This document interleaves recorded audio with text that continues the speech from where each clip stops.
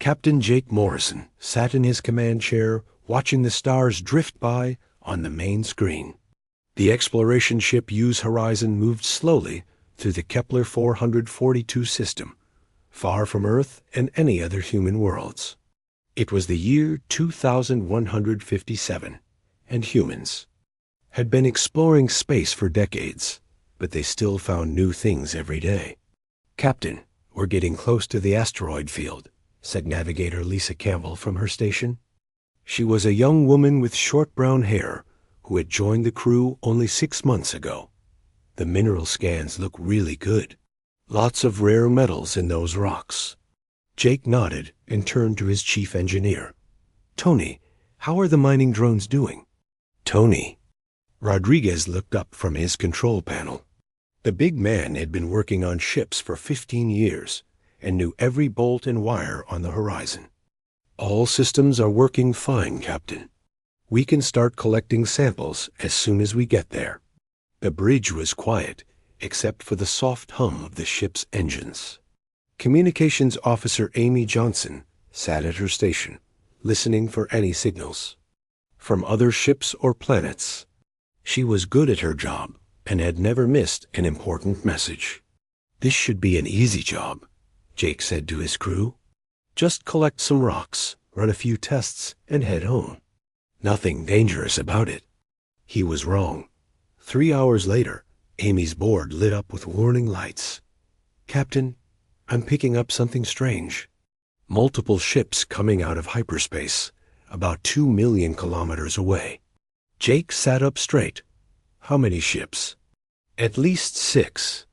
Maybe more. They're big, Captain, much bigger than us." On the main screen, the stars suddenly filled with new lights. The alien ships were long and thin, like giant metal spears covered in sharp edges. Their hulls were dark gray, with strange symbols painted in bright blue. Jake had never seen anything like them. "Try to contact them, Amy. Use the standard first contact protocols." Amy worked at her station, sending out messages in mathematics, music, and simple pictures, the universal language that humans used to talk to new alien races. "I'm sending the friendship signals now, Captain."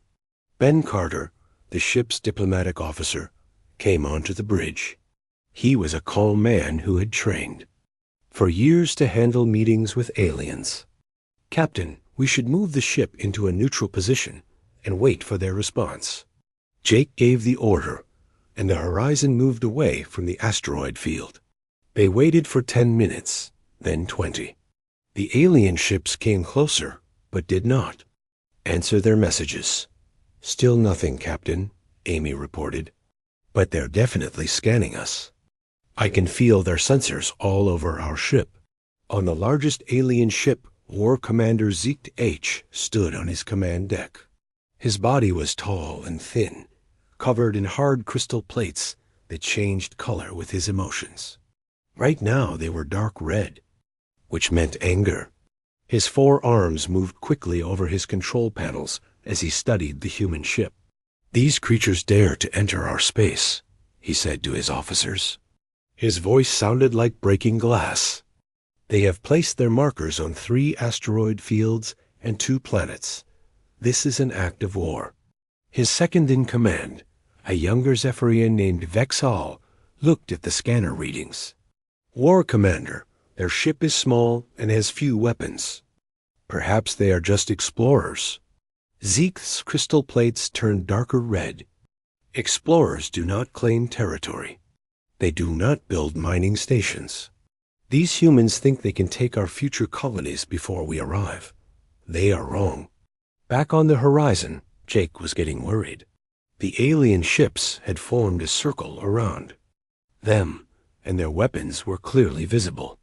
Long energy cannons and missile tubes pointed directly at the human ship. "Captain," Ben said quietly, "I think we should try a different approach. Maybe send them some information about Earth and our peaceful intentions." "Do it," Jake ordered. Amy sent detailed messages about human civilization, showing pictures of Earth, human cities, and families. She included information about human exploration. and their desire to meet new friends among the stars. The messages were hopeful and friendly. Zekth looked at the human messages and became even angrier. "Look at this," he told his officers. "They show us their homeworld, their population centers, their military strength. This is intelligence gathering. They are planning to attack us." The truth was that humans always shared this information with new aliens as a sign of trust. But Zeke H saw it as a threat. His species had been warriors for thousands of years, and they saw everything as a possible attack. "War Commander," Vexal said, "perhaps we should capture one of their ships and learn more about them." "No," Zeke H decided. "We will destroy them now, before they can warn their fleet. Then we will attack their colonies and remove this threat forever." On the horizon, alarms started ringing. "Captain, they're powering up weapons," Tony called, out from his station. "All of them? This doesn't look good." Jake's heart started beating faster. "Amy, send an emergency signal to Earth Command. Tell them what's happening here. Ben, try one more time to contact them." Ben sent another message, this time using emergency symbols that meant peace and no fight in every alien language humans had learned. But it was too late. The first energy blast hit the horizon shields, making the whole ship shake. Sparks flew from control panels, and the lights flickered. The alien weapons were much more powerful than anything humans had. "Shields down to 60%, Tony reported. "We can't take many more hits like that." Jake made a quick decision. "All power to engines. We need to get out of here." But the alien ships were faster. They surrounded the horizon completely, hitting it with weapons from all sides. The human ship's shields failed, and energy blasts started hitting the hull directly. "Hull breach on Deck 3, someone called out. "Emergency teams are on their way." Jake knew they couldn't win a fight. "Abandon ship. All crew to the escape pods. Amy, make sure that emergency signal gets sent." The crew of the Horizon ran through, shaking corridors as their ship was torn apart around them. Emergency lights flashed red, and the air was filled with smoke. Jake helped his people get to the escape pods, making sure everyone had a chance to escape. Amy sent the final message to Earth, just as her control panel exploded. The message was simple but important. First contact gone wrong. They attacked without warning. Alien fleet heading toward human space. Jake, Lisa, and Tony made it to the last escape pod just as the Horizon's main reactor exploded. They watched through the small window as their ship became a ball of fire and metal pieces. Around them, other escape pods tried to fly away from the battle. But the aliens were not finished. Zeke ordered his ships to hunt down every escape pod. He wanted no humans to survive and tell others about this place. "Hunt them all," he commanded. "Let none escape to warn their kind." The 3 humans in their damaged pod watched in horror as alien fighters destroyed the other escape pods one by one. Their friends and crewmates died in bright flashes of light. Lisa started crying, and Tony hit the wall with his fist. "Why are they doing this?" Lisa asked. "We came in peace." Jake didn't have an answer. He only knew that they had to survive and warn Earth about what was coming. But then their pod was caught in a tractor beam, and they were pulled toward the largest alien ship. 3 weeks after the Horizon was destroyed, Jake Morrison sat in a hospital bed on Mars Station. His body was healing from the injuries he got when the aliens captured him, but his mind was still full of anger and pain. Lisa Campbell was in the bed next to him, staring at the ceiling. Tony Rodriguez had been released 2 days ago, but came back every day to visit his friends. "The doctors say we can leave tomorrow," Jake said quietly. "Then we have to go to Earth and tell them everything." Lisa turned her head to look at him. Her eyes were red from crying. "Do you think they'll believe us?" "About how cruel those aliens?" Were? They have to, Tony said from his chair near the window. We're not the only ones who survived. That alien who helped us escape confirmed everything we said. The alien was named Vexal, the same Zephyrian who had questioned his commanders. Decision to attack. He had secretly helped the 3 humans escape from the prison ship because he believed the attack was wrong. Now he was hiding somewhere in human space, afraid to return to his own people. 2 days later, Jake stood in a big meeting room at Earth Command headquarters. Admiral Karen White sat at the head of a long table, surrounded by generals, politicians, and scientists. President Richard Hayes joined the meeting by video screen from Washington. "Tell us exactly what happened," Admiral White said. She was a tough woman who had been in the Space Navy for 30 years. "Don't leave out any details." Jake told the whole story. How the aliens had attacked without warning. How they had hunted down the escape pods like they were playing a game. How ZH had talked about attacking human colonies to eliminate the threat they represented. "According to our survivor from their species," Jake continued, "they see us as a future enemy that must be destroyed before we become too strong. They're not interested in peace talks or sharing space. They want us gone." President Hayes leaned forward on the screen. "How many ships did they have?" "We counted at least 20 in the first group," Lisa answered. "But Vexal told us they have much larger fleets back in their home territory." The room was quiet for a long moment. Then General Paul Watson, head of Colonial Defense, spoke up. "Mr. President, I think we should increase security around our outer colonies and prepare for possible attacks." "That might not be enough, Admiral," White said. "If they're really planning to attack us, we need to consider a first strike of our own." President Hayes shook his head. "We don't start wars, Admiral. We'll strengthen our defenses and try to make contact with their government. Maybe their leaders are more reasonable than this Zeke H character." Jake felt frustrated. These people didn't understand what they were dealing with. "Sir, with respect, I don't think you realize how serious this is. These aliens don't think. Like us, they see any contact as a threat. But the politicians wanted to try diplomacy first. They spent 2 more hours talking about sending messages and offering peace treaties." Jake left the meeting feeling like no one was listening to him. He was right to be worried. 1 week later, alarms started ringing all across human space. 3 colonies were under attack at the same time. New Portland, a farming world with 2 million people. Haven Station, a trading post near the frontier. Roosevelt Prime, a mining colony where families lived and worked together. The attacks came without warning, just like before. Zephyrian ships appeared out of hyperspace and immediately started firing at anything that moved. They targeted hospitals, schools, and homes. They weren't just fighting a war. They were trying to terrorize humans into giving up. Admiral White stood in the command center at Earth, watching the reports come in. Each screen showed a different colony being destroyed. Her hands were shaking as she read the casualty numbers. "Admiral," her aide said, "we're getting messages from the colonies asking for help. How long until our ships can get there?" "At least 6 hours to the closest one." Corinne White closed her eyes. 6 hours was too long. By then, the attacks would be over, and thousands of people would be dead. On Haven Station, Commander Steve Parker was trying to get his family to safety when the first alien missiles hit.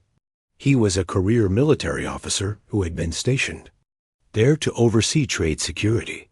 His wife Helen and their 2 children, 8-year-old Matt and 5-year-old Emma, were in their apartment when the attack started. "Daddy, what's happening?" Emma asked as explosions shook the station. "We have to go to the emergency shelter," Steve told his family. "Right now." They ran through corridors filled with smoke and falling debris. Other families were doing the same thing, carrying children and trying not to panic. But the aliens, had planned their attack well. They knew exactly where the emergency shelters were. Steve's family almost made it. They were 10 meters from the shelter door when an alien energy blast poured through the wall. Steve was thrown backward by the explosion. When he woke up, Helen and the children were gone. All he found were pieces of the wall and floor where they had been standing. Similar scenes happened on all 3 colonies. Families torn apart. Children killed in their beds. Old people who couldn't run fast enough. The Zephyrians showed no mercy to anyone, but they made one big mistake.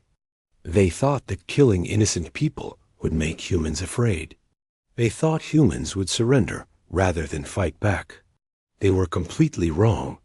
When the news reached Earth, something changed in human society.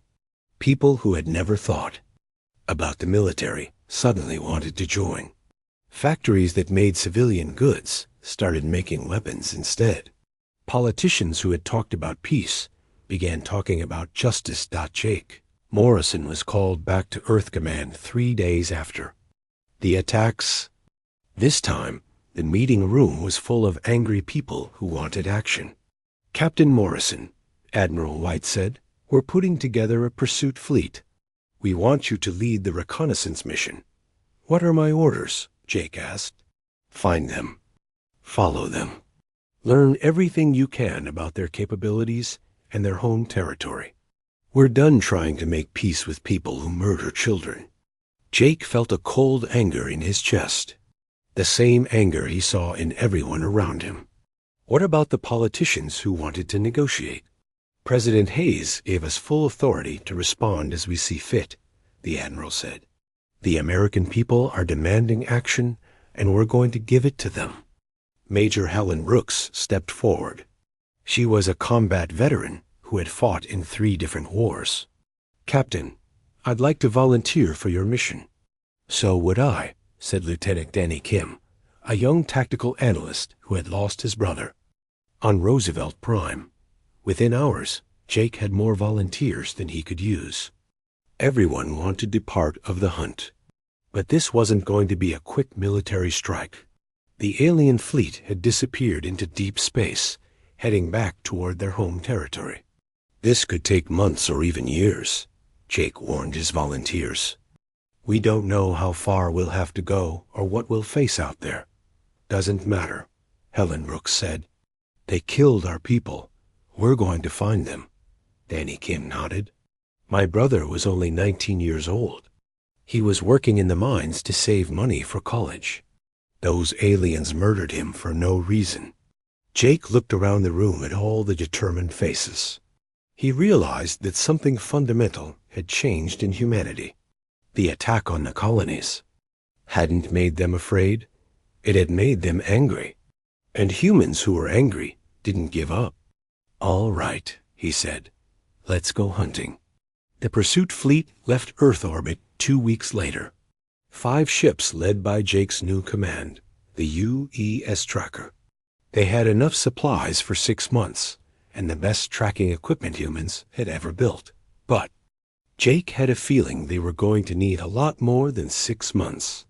The aliens had made humans angry, and angry humans didn't stop until they got what they wanted. The hunt had begun. 6 months had passed since the human pursuit fleet left Earth. Captain Jake Morrison stood on the bridge of the UES Tracker, watching the stars that had become his home. His ship was no longer alone. What started as 5 ships had grown into a fleet of 30 vessels, all following the same trail through deep space. "Captain, we're picking up the alien energy signatures again," Lieutenant Danny Kim reported from his station. "They're 3 days ahead of us, maybe 4. Jake nodded. They had been following the Zephyrian fleet through 7 different star systems, always staying just close enough to track them, but far enough away to avoid detection. It was the longest chase in human history, and it was starting to change everyone involved. Admiral Karen White had arrived 2 months ago, with reinforcements aboard the flagship UE's Relentless. She brought more ships, more supplies, and more. Angry humans who wanted justice for the colonies. Among them was Commander Steve Parker, whose family had died on Haven Station. He now commanded the strike cruiser Vengeance and spent every day planning how to make the aliens pay. Admiral White to all ships, came the voice over the communication system. We're entering the Altus Nebula. The aliens think this will slow. Use down. They're wrong. The nebula was a dangerous region of space filled with gas clouds and electrical storms. Most species would go around it, adding weeks to their journey. But the humans flew straight through, accepting the risks because stopping was not an option. On the bridge of the Relentless, Admiral White studied the star charts with her officers. How are our ships holding up, Major Brooks? Major Helen Brooks looked tired but determined. She had been awake for 36 hours straight, monitoring the fleet's condition. 3 ships have engine problems, but they're keeping up. The crews are working around the clock to make repairs while we fly. What about supplies? We're running low on some things, but the supply ships from Earth should catch up to us in 2 weeks. Dr. Pete Collins, the fleet's chief medical officer, stepped forward. He looked worried. Admiral, I need to talk to you about the crew's mental state. What do you mean? They're becoming obsessed with this chase. I've seen it in their medical reports and in how they talk. Some of them haven't contacted their families back on Earth in months. They eat, sleep, and dream about following these aliens. Admiral White was quiet for a moment. She knew Dr. Collins was right. She had seen it in herself, too. The need to keep going, to never give up, had become more than duty. It was something deeper and more powerful. Is it affecting their ability to do their jobs? No, ma'am. If anything, they're working better than ever. But it's not normal behavior. Most people would have wanted to go home by now. Far ahead of the human fleet, War Commander Zeke H. stood in his command chamber feeling confused and angry. His crystal plates had been dark blue for weeks, which meant worry. He had never seen anything like the human pursuit. War Commander, his officer Vixal's replacement, reported, the humans are still following us. They've been behind us for over 6 months now. That's impossible, Zeke H. said. No species pursues an enemy this far from their home territory. They should have given up and returned to defend their worlds. Perhaps they're planning something different. Maybe they're not just following us. Zeke H. had been thinking the same thing. Normal military strategy said that chasing an enemy fleet across multiple star systems was wasteful and dangerous. Fleets needed supplies, repairs, and rest. Crews needed to see their families. But the humans seemed to ignore all of these normal limitations. Send a message to the High Command, Zeke H. ordered. Tell them that the human pursuit is continuing beyond all reasonable expectations. Request permission to turn and fight them. The answer came back 3 days later. The High Command wanted Zekth to lead the humans even further from Earth, into regions where they would be completely lost and far from any help. Then he could destroy them at his leisure. But Zeke H. was starting to understand that the High Command didn't know what they were dealing with. In the middle of the nebula, the human fleet encountered something unexpected. A massive space station appeared on their sensors, bigger than any human city. It belonged to the Altarian Collective, an ancient race that had been exploring the galaxy for thousands of years. This is Elder Cythera of the Altarian Collective. Came a message in perfect English. Human fleet, you are welcome to dock and resupply at our station. Admiral White was suspicious. How do they know our language? Ma'am, Amy Johnson said from her communications station, they're sending information about themselves. The Altarians are neutral observers. They study other species, but don't take sides in conflicts. Jake Morrison joined the conversation. From his ship, Admiral, I think we should meet with them. We might learn something useful about the aliens we're chasing. An hour later, Jake and Admiral White stood in a vast chamber aboard the Altarian station. Elder Cythera was unlike any alien they had seen before. She was tall and thin with silver skin that seemed to glow with its own light. Her large eyes showed great intelligence and sadness. "Welcome, humans," she said in a voice like soft music. "We have been watching your pursuit with great interest." "You know about the Zephyrians?" Admiral White asked. "We know about many species. The Zephyrians are warriors, proud and aggressive. But they are not evil, merely different from you." Jake felt anger rising in his chest. Not evil? They murdered innocent people. Children died because of them. Elder Cythera nodded slowly. "Yes, and that was wrong. But what concerns us is not what they did, but what you are doing." "We're seeking justice," Admiral White said firmly. "Are you? Or are you demonstrating something that frightens other species?" The elder moved to a large window that showed the stars. "In our long history, we have seen many races go to war. They fight, they win or lose, and then they make peace. But you humans are different. Different how? You do not know when to stop. Your pursuit of the Zephyrians has already gone beyond any reasonable military objective. You have followed them further than any species has ever pursued an enemy. And you show no signs of turning back." Jake and Admiral White looked at each other. The elder was right, but neither of them cared. "They attacked our people," Jake said. "They killed families. We can't just let that go."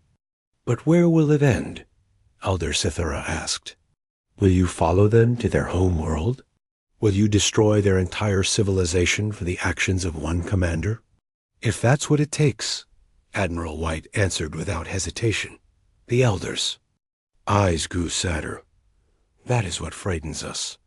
And it should frighten you too." Later, back on their ships, the human officers discussed what the elder had told them. Dr. Collins brought up his concerns again. "Maybe she's right," he said. "Maybe.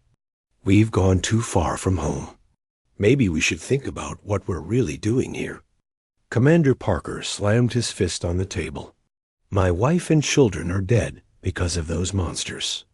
I'm not going home until they pay for what they did. But what if we never catch them?" Dr. Collins asked.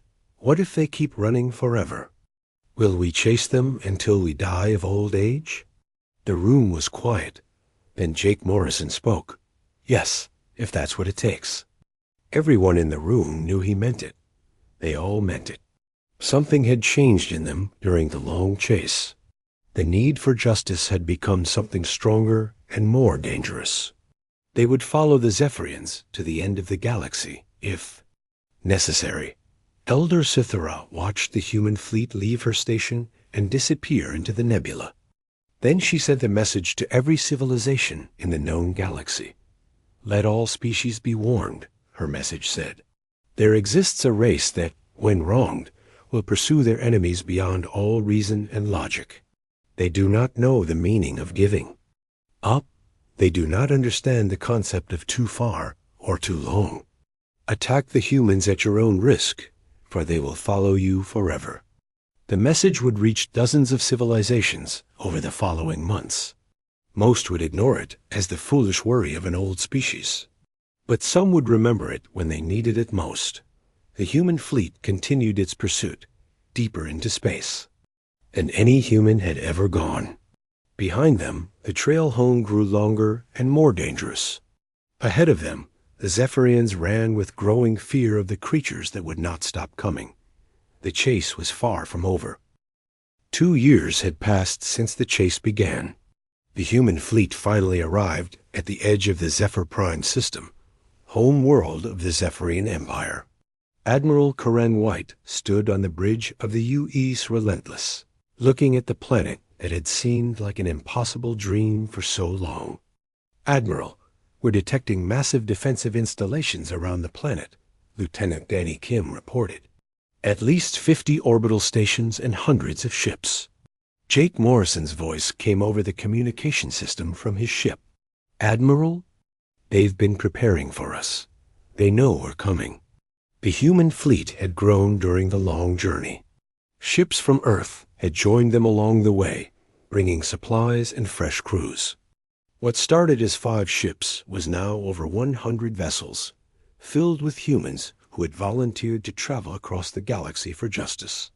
On the surface of Zephyr Prime, Supreme War Leader Kethvin stood in the great command center of his people.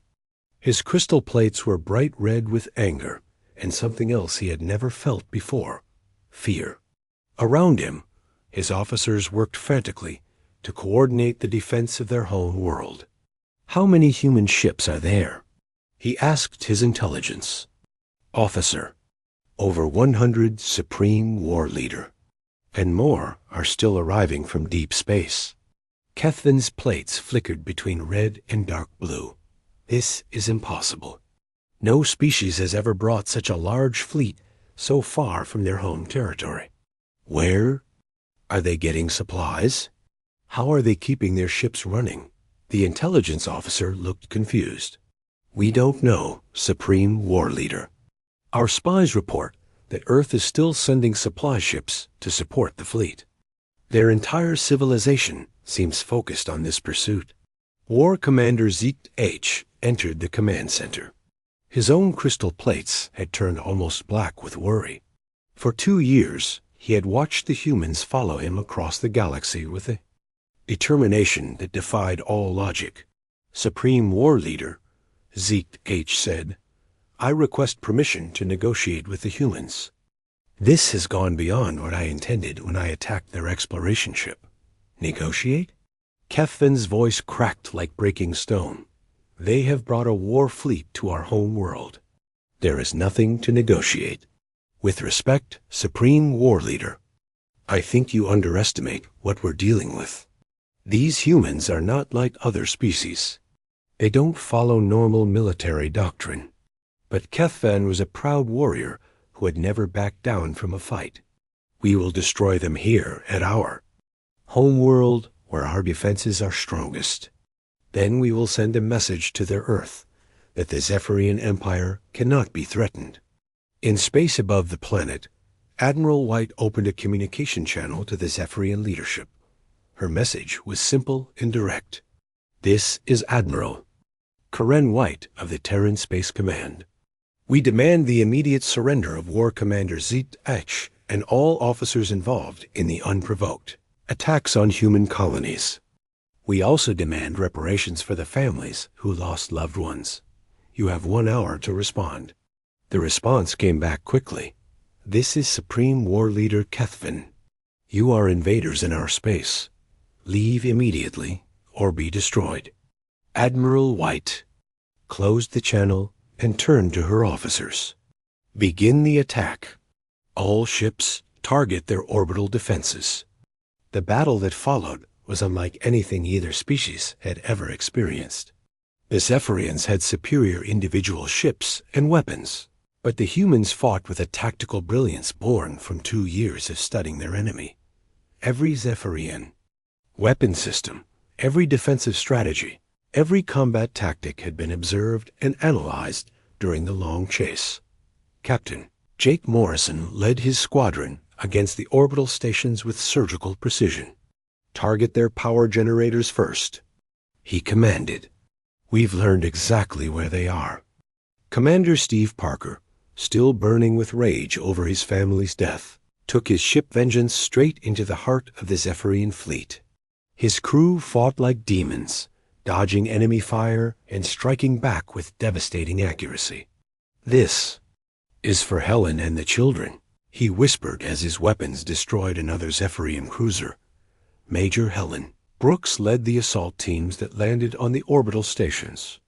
Her soldiers moved through the alien corridors with confidence, knowing exactly where to go and what to target. 2 years of preparation had made them experts on Zephyrian technology and tactics. On his command ship, War Commander Zeke watched in growing horror as the human attack unfolded. The humans weren't just fighting. They were demonstrating complete knowledge of Zephyrian weaknesses. They hit targets that should have been secret. They avoided traps that no outsider should have known about. How do they know so much about our defenses? He asked his officers. War Commander, his tactical officer replied with fear in his voice. I think they've been studying us during the entire chase. This wasn't just a pursuit. It was an intelligence-gathering operation. The truth hit Zeke like a physical blow. For 2 years, he had thought he was being chased by an angry, but ultimately stupid enemy. Now he realized that the humans had been using the chase to learn everything about his people. Every sensor scan, every communication intercept, every observation had been building toward this moment. The orbital defenses began falling one by one. Human ships that should have been destroyed by superior Zephyrian weapons somehow survived and struck back.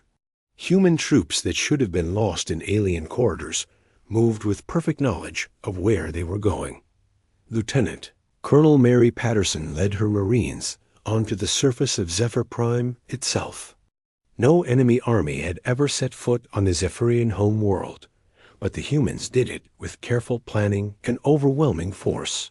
Secure the government district, she ordered her troops. Remember, we want prisoners, not bodies. We need the ones responsible for the colony attacks. In the Great Command Center, Supreme War Leader Keth Van finally understood what Elder Sithara had tried to warn other species about. The humans weren't just warriors. They were something far more dangerous. They were a species that turned every attack against them into a learning experience, every setback into preparation for victory. Supreme War Leader, his communication officer, reported, all orbital defenses have fallen. Human troops are advancing on our position. Kethvin looked around at his officers, seeing fear in their crystal plates for the first time in his life. His own plates had turned pale gray, the color of defeat. Open a channel to the human admiral, he said quietly. Admiral White appeared on the main screen, her face hard and determined. Behind her, the bridge of her ship showed the confident efficiency of a military that had spent 2 years preparing for this exact moment. Supreme War Leader, she said, are you ready to discuss surrender? What are your terms? Kethvin asked. Complete surrender of all forces involved in the attacks on human colonies. War Commander Zeke Etch and his officers will be turned over for trial. Your government will pay reparations to the families of those killed, and you will accept a permanent human presence in this system to ensure compliance. The terms were harsh, but not impossible. Kethvin had expected the humans to demand the destruction of his entire civilization. Instead, they wanted justice and assurance that it would never happen again. And if we refuse? Admiral White's expression didn't change. Then we will take what we came for by force. We have studied your people for 2 years. We know where every government building is, where every military leader lives, where every important facility operates. We will hunt down every individual involved in those attacks, no matter how long it takes. War Commander Zeke H. stepped forward. His crystal plates had turned white, the color of surrender. Supreme War Leader, I was the one who ordered the attacks. I was wrong. These humans have proven that they will never stop, never give up, never forget. If we continue fighting, they will destroy everything we have built. Kethvin looked at his old friend and saw the truth in his words. The humans had already demonstrated something that no species in the galaxy had ever seen: the ability to pursue an enemy across any distance, for any length of time, with perfect determination and growing skill. Very well, he said to Admiral White, we surrender. The battle for Zephyr Prime was over. But both species knew that something fundamental had changed in the galaxy. A new power had announced itself, one that would follow its enemies to the end of the universe if necessary. In the command center of the Relentless, Admiral White allowed herself a small smile. After 2 years of chasing across the galaxy, justice had finally been served. But she also knew that every species in the galaxy would now be watching humanity with new eyes. They had proven that humans were not just another race to be dismissed or attacked. They were something unique and dangerous, a species that never forgot and never gave up. The reckoning was complete. 1 week after the battle ended, Admiral Karen White sat across from Supreme War Leader Kethvin in a meeting room on Zephyr Prime. The walls were made of the same crystal material as Zephyrian armor, but now they seemed dull and lifeless. Between them sat a simple table with the surrender, documents that would change both civilizations forever. War Commander Zeke H stood nearby, his crystal plates now permanently gray with shame. Next to him was Elder Sithara of the Altarian Collective, who had come to witness this historic moment. Representatives from 12 other alien civilizations watched from seats around the room, all wanting to see how this unprecedented conflict would end. The terms are simple, Admiral White said, reading from the documents. War Commander Zeke H and the officers who participated in the attacks on human colonies will be tried by a joint human Zephyrian court. Your government will pay compensation to the families of those killed, and humanity will establish a permanent base in this system. Kethvin's voice was quiet and defeated. We agreed to all terms. But Jake Morrison, who had been promoted to admiral, after the battle, leaned forward with intensity in his eyes. That's not all. We want every individual who was present during those attacks. Every ship captain, every weapons officer, every soldier who fired on our people. The Zephyrian leader's plates flickered with surprise. Admiral Morrison, there. Were thousands of soldiers involved? Surely you don't mean to pursue every single one? That's exactly what I mean, Jake replied. We have their names. We have their service records. We know where they live and where their families are. Every single person who participated in the murder of innocent humans will face justice. Elder Sithara spoke up, her musical voice filled with concern. Admiral Morrison, surely this level of pursuit is excessive. War Commander Zeke H has surrendered. The Zephyrian government has agreed to your terms. Jake turned to look at the ancient alien. Elder, with respect, you don't understand humans very well. When someone kills our children, we don't forget. We don't forgive. And we don't stop until every person responsible has answered for what they did. Commander Steve Parker, who had lost his family on Haven Station, stood up from his chair. His face showed the same cold determination that had driven him across the galaxy. My wife Helen was a teacher. She helped alien children learn human history. My son Matt wanted to be a doctor to help people.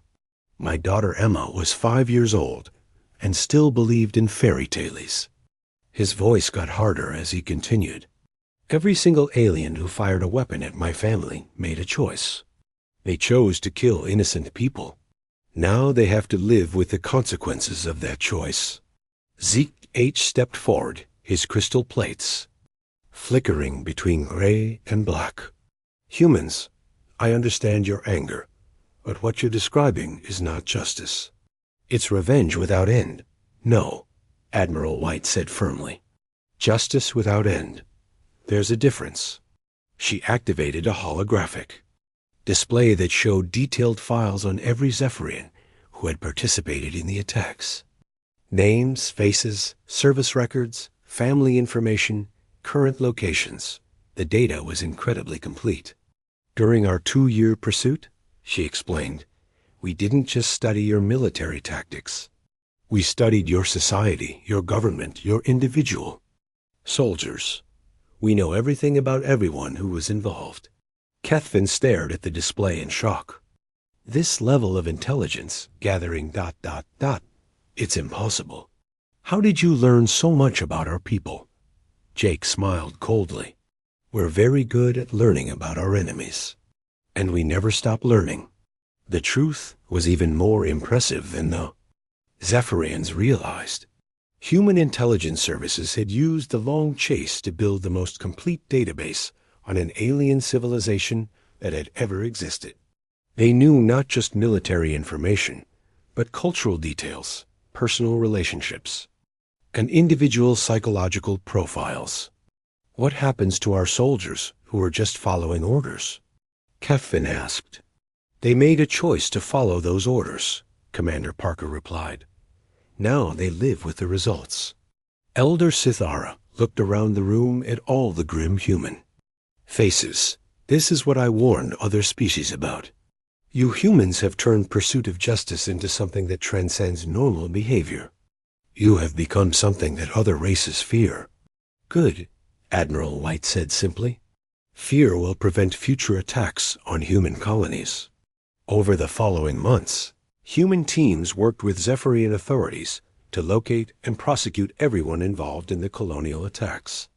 True to their word, the humans pursued individuals across multiple star systems, tracking down retired soldiers, transferred officers, and anyone else who had participated. The trials were fair but thorough. Humans had learned Zephyrian law during their study period and insisted that justice be served according to both human and Zephyrian legal traditions. Many aliens received prison sentences. Others were required to work in human colonies, rebuilding what had been destroyed. War Commander Zeke Etch himself received a life sentence, but he served it working in human hospitals, caring for patients, and learning about the value of life he had once dismissed. A permanent human base on Zephyr Prime became something unexpected. Instead of a symbol of occupation, it became a center of cooperation. Young Zephyrians came to learn about human technology and culture. Humans studied Zephyrian science and philosophy. Commander Parker, who had once sworn to destroy every alien involved in his family's death, found himself working with Zephyrian families who had lost loved ones in the final battle. Grief, he learned, was the same in any species. I still miss them every day, he told a young Zephyrian whose father had died defending the orbital stations. But I've learned that carrying hatred forever only creates more pain. The Zephyrian looked at him with large, curious eyes. Then, why did you chase us for so long? Because someone had to pay for what happened. But paying doesn't mean we can't learn to live together afterward. The real change came when other alien civilizations began requesting human assistance with their own security problems. Pirates who had terrorized trade routes for decades suddenly found themselves pursued by human ships that never gave up the chase. Criminal organizations that had operated across multiple star systems discovered that humans would follow them anywhere, for as long as necessary. Elder Sithar's warning had spread throughout the galaxy. Attack humans at your own risk, because they will find you eventually. But the message had an unexpected side effect. It also meant that humans became the most reliable allies anyone could ask for. Species that signed treaties with humanity knew that humans would honor their commitments completely, no matter what the cost. 5 years after the chase ended, Jake Morrison stood on the observation deck of the human embassy on Zephyr Prime. Below him, he could see human and Zephyrian children playing together in the streets. The two species had learned to understand each other through mutual respect rather than fear. A young Zephyrian approached him. Her crystal plates were bright blue with curiosity. Admiral Morrison, is it true that humans never give up when they're pursuing someone? Jake smiled. It's true. When someone hurts innocent people, we will follow them to the end of the universe, if necessary. That's scary, the young alien said. It should be, but it's also protective. As long as you don't hurt innocent people, you have nothing to fear from humans. And if someone tries to hurt you, we'll help you stop them. The young Zephyrian's plates turned bright yellow with happiness. So humans are scary to bad people, but good to good people? Exactly, Jake said. We're the species that never forgets a kindness and never forgives a crime. Choose wisely which one you want to be remembered for. News of human persistence had spread to every corner of the galaxy. Pirates changed careers.